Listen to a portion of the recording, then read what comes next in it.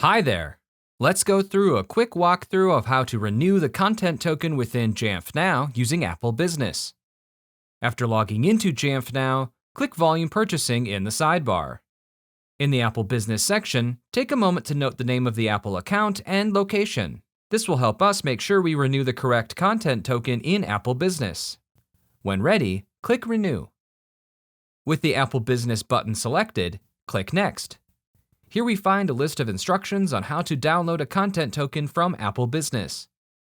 Click Open Apple Business and a new tab opens in our browser. Click Sign In and log in with the associated Apple account. Once logged in, click your organization name in the top right, and then click Settings. Under Payments and Billing, Apps and Books, we find the Content Tokens section. Click Download next to the content token location that you are renewing. Once the download is complete, let's return to Jamf Now.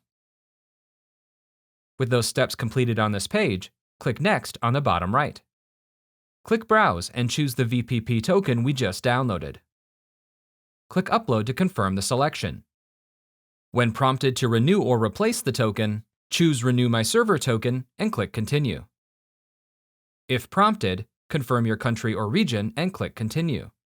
Finally, confirm that the Apple account is correct, click Save, and that's it. We know the token was successfully renewed because the renew by date is 1 year from today. Thanks for watching.